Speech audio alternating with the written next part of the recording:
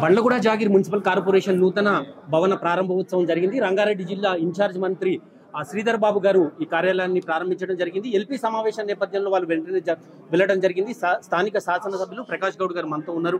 Sir, ఈ భవన ప్రారంభోత్సవం సందర్భంగా మీ నియోజకవర్గ ప్రజలకు ఏం చెప్తారు? నియోజక ప్రజలందరూ కూడా ఈరోజు మన ఇన్ఛార్జ్ శ్రీధర్ బాబు గారు, స్పీకర్ గారు, మహేందర్ రెడ్డి గారు వీళ్ళందరూ కూడా రావడం జరిగింది.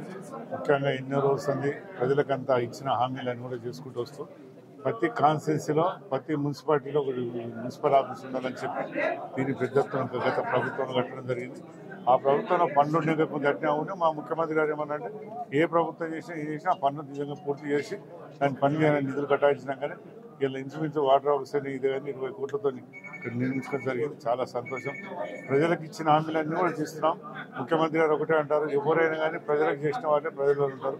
ఇక్కడ చూస్తారు మా నాయకులు, కార్పొరేటర్లు అందరూ కూడా కార్పొరేటర్ చాలా మంచి సహకరించిన దీనికి అందరూ కూడా ఈరోజు మహేందర్ గారు, సాగర్ గారు వాళ్ళకి ఎన్నుకున్న టీం అంతా కూడా ఎంతో మంచి సహకరించిన ఇంకా ప్రజలకు ఏదో చేయాలో చేసినాం. ఇలా మూసీ నది కూడా మీరు చూసినారు, మాట్లాడినాం.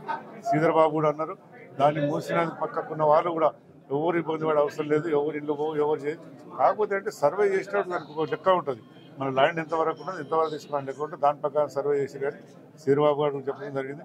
ఎవరు కూడా ఇబ్బంది లేకుండా ఈ ప్రభుత్వం రేవంత్ రెడ్డి గారు ఒకటే అంటున్నారు, బీద వాళ్ళకి ఎక్కడ కూడా మనం ఇబ్బంది పెట్టద్దు, ఇబ్బంది పెట్టకుండా మనం పనిచేసుకున్న బాధ్యత తీసుకోవాలని చెప్తున్నాం.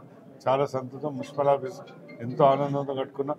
నా కాన్సెన్స్ కూడా శంషాన్లో కానీ, నార్సింగ్లో కానీ, ఈయన కానీ, మణికొండ అన్నింటిలో కూడా నేను ఎమ్మెల్యే గెలిచిన అన్నింటితో కట్టేయడం జరిగింది. చాలా సంతోషం. సార్, వైట్ రేషన్స్ కార్డ్ కావచ్చు, ఇళ్ల స్థలాల పంపిణీ కావచ్చు, ఇందిరమ్మ ఇళ్లకు సంబంధించి కావచ్చు, ప్రత్యేకంగా కలెక్టర్ గారితో నేను మాట్లాడి న్యాయం చేస్తా అంటున్నారు. ఆ కార్యక్రమం ఎప్పుడు పెట్టబోతున్నారు సార్? ఆ కార్యక్రమం అనుకుంటే ఈ 15 రోజుల్లో కార్యక్రమం శురు పెట్టేటట్టుంది. ఎవరైతే అప్లై చేసుకున్నారో రేషన్ కార్డులు కానీ ఇళ్ళ కార్యక్రమాలు అందరికీ ఇప్పించే బాధ్యత తీసుకుంటాం.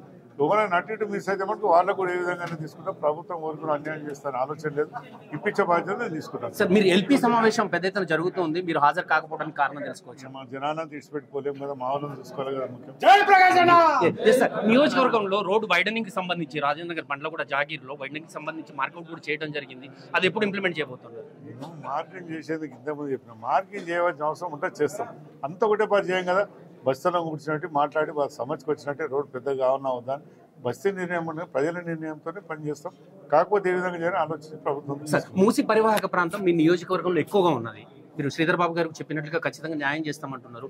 దానికి సంబంధించి మీ దగ్గర ప్రత్యేక ప్రణాళిక ఏమైనా ఉందా? 100% న్యాయం చేయగలుగుతాం. ఎందుకంటే మీరు చూడండి, గండిపేటకి వెళ్ళి హిమాయసాగర్కి వెళ్ళి బాబుగఢ్ దాకా ఒక సర్వే చేయండి.